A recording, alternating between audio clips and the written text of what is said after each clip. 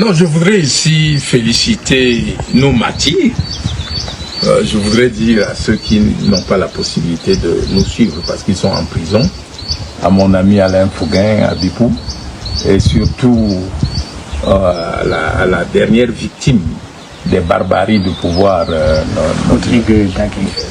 notre frère dont on vient de tuer la femme, Zamboué Pascal. Je voudrais dire donc à tous ceux qui sont encore en prison que l'école, la meilleure école de la résistance, c'est la prison.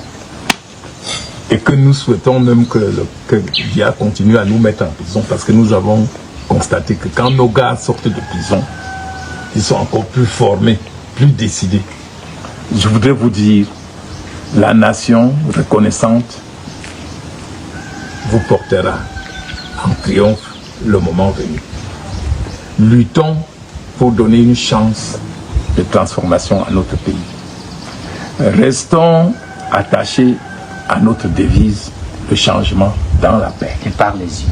Et par les yeux. Ne comptons sur personne, comptons sur nous-mêmes. À ceux qui sont au pouvoir, je dis il est temps pour vous de commencer à réfléchir comment vous allez rendre compte au peuple, comment vous allez répondre de votre bilan. Laissez les autres partis tranquilles. À tous les Camerounais qui pensent vraiment qu'ils peuvent contribuer pour un changement en mieux-être de notre pays, mettons-nous ensemble pour faire quelque chose. Parce que quand nous disons aux gens de revendiquer leurs droits, nous n'avons jamais dit d'être rebelles. Nous disons à chacun de revendiquer son droit. Le gars croit que ce droit-là, c'est pour nous augmenter quelque chose. Non. Nous sommes des éducateurs politiques et on dit aux Camerounais, tant qu'on te bat et tu ne cries pas, l'oppresseur va même te tuer. Il faut au moins crier. Peut-être que tu vas effrayer le bourreau et il va te laisser tranquille. Ah oui. Nous sommes dans un pays où tout se tente. Il y a un phénomène là dehors maintenant, vous attendez, tout le monde dit Frambia va remplacer son père. Oh, bon.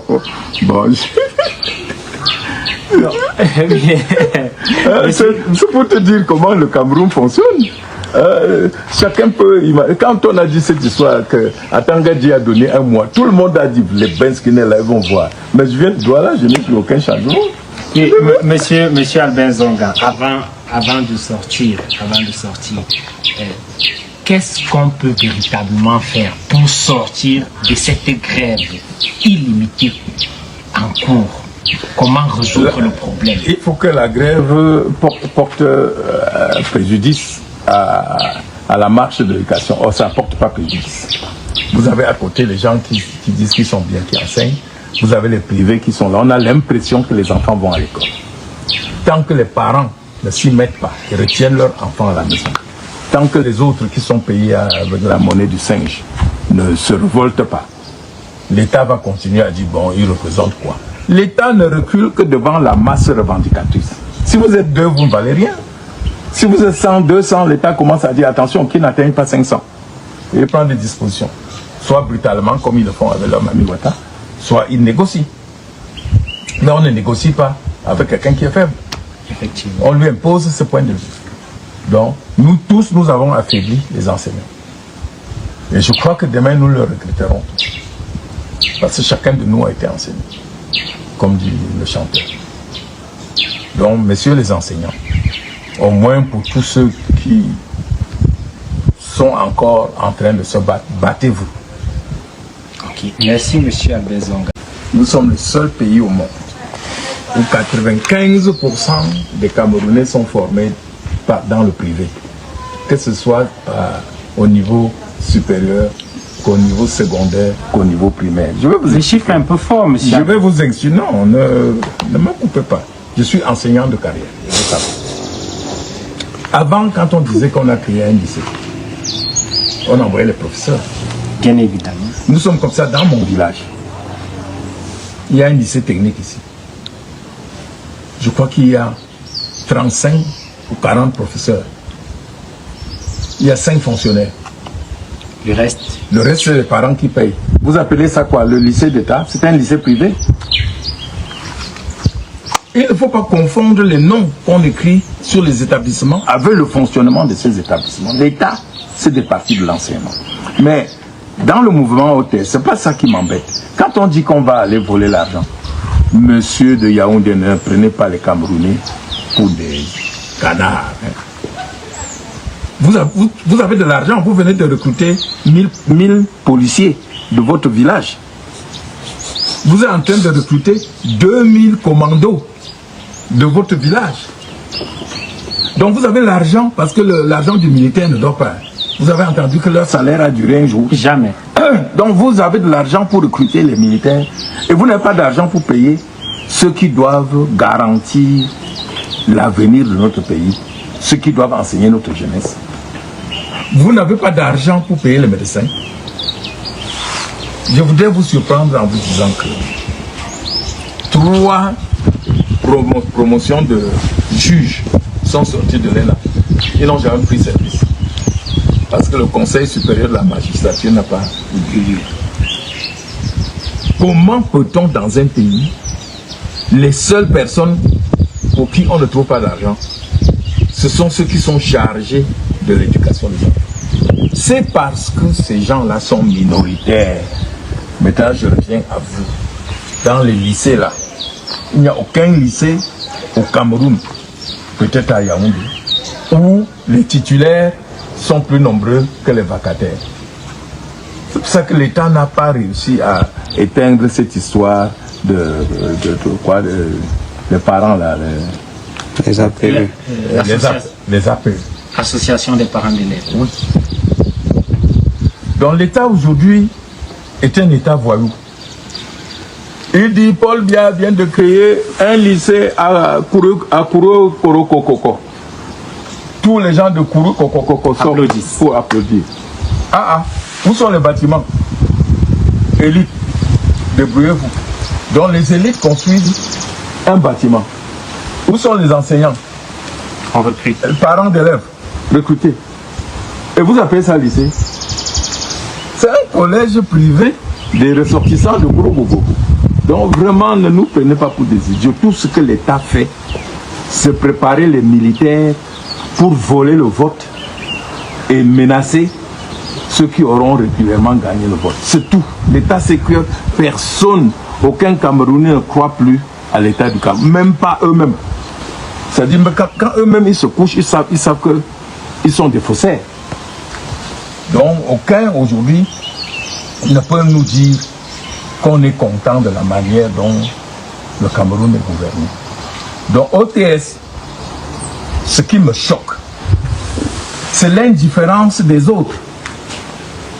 Ceux qui sont au privé gagnent 5 000 francs par mois. Ils gagnent, les enseignants du privé ne gagnent pas grand-chose.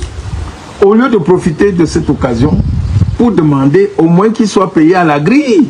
Parce qu'ils ont le même diplôme que ceux qui se revendiquent là. Ils font le même travail. Ils font le même travail. Non, eux, ils vont au travail, ça ne les regarde pas. Or, Hitler avait dit que si la maison, c'est Hitler quelqu'un, si la maison de ton voisin brûle, tu te couches chez toi pour dire, ça ne le regarde pas. Tu n'es pas loin que l'incendie se propage jusqu'à chez toi. Donc nous sommes dans un pays où l'ingratitude vis-à-vis des enseignants, et j'en ai souffert à mes débuts, ça vient de toutes parts. Le parent néglige l'enseignant. L'élève néglige l'enseignant. Les enseignants se négligent entre eux. Quand on vous dit que dans un lycée, il y a un groupe de grévistes, ça veut dire que les autres ne grèvent pas. Ils ne se sentent pas concernés. Peut-être leur salaire passe parce qu'ils ont des petits tuyaux. Mais si vous ne vous mettez pas ensemble pour défendre la profession, si nous, parents, nous n'accompagnons pas les autres pour défendre l'avenir de nos enfants, nous allons. Donc cet individualisme des Camerounais et ce mépris des parents d'élèves qui disent « Ah, j'ai mis mes enfants au privé, ça les regarde. » Mon ami, à la fin, qui corrige les épreuves? C'est pour la plupart les professeurs titulaires. Ce n'est pas les gars du privé. Donc vous avez beau mettre votre enfant là-bas, c'est eux qui vont corriger. Donc si demain les gars disent on ne corrige pas, votre enfant aura fréquenté dans le privé, pour quel but? Donc je dis aux Camerounais, bien fait pour vous. Parfois je dis bien fait pour vous. Lorsque Albert Zongang, cadre du MRC, affirme « nous les opposants », il ne se contente pas de désigner un camp politique, il pose un cadre moral et stratégique. Il trace une ligne claire entre la revendication citoyenne et la rébellion, entre la lutte politique assumée et la violence aveugle. Son discours repose sur une idée centrale. Revendiquer ses droits n'est ni une faveur accordée par le pouvoir, ni un acte de subversion. C'est l'expression normale d'une citoyenneté consciente. En insistant sur le fait que l'opposition ne demande pas aux Camerounais d'être rebelles, Zongang cherche à désamorcer l'argument sécuritaire, souvent utilisé pour délégitimer toute contestation. Il refuse que la revendication sociale et politique soit assimilée à une menace contre l'État. Au contraire, il la présente comme un acte de responsabilité, presque de loyauté envers la nation. Son hommage aux martyrs qui croupissent en prison n'est pas une glorification de la souffrance, mais une relecture politique de la répression. Pour Zongang, l'emprisonnement pour cause de revendication transforme la prison en lieu de formation politique, en espace paradoxal de renforcement moral. Il inverse ainsi le rapport de force symbolique. La détention n'écrase pas la lutte, elle la durcit, elle la rend plus consciente, plus déterminée. La lutte n'est plus seulement contre un régime, elle devient une lutte pour une possibilité historique, pour ouvrir un avenir qui n'est pas encore écrit. Il ne promet pas un changement automatique, il parle de chance, de fenêtre à créer, ce qui traduit une lecture lucide des rapports de force. Et c'est précisément cette lucidité qui donne de la profondeur à son interpellation adressée aux détenteurs du pouvoir. Son discours révèle ainsi une stratégie de l'opposition qui cherche moins l'affrontement frontal que l'épuisement du récit officiel. En valorisant la résistance pacifique, en sanctuarisant la revendication comme acte légitime, en transformant la prison en symbole de force morale, il sape progressivement la narration du pouvoir qui se présente comme seul garant de l'ordre. Cette prise de parole montre aussi que l'opposition camerounaise ne se situe plus uniquement dans l'attente électorale, mais dans une bataille de sens, de symboles et de temporalité. Le message est clair. Le temps du silence imposé touche à ses limites, et ceux qui gouvernent ont le choix entre adapter leur manière de penser et de gouverner ou continuer à produire des résistants là où ils croyaient fabriquer de la soumission.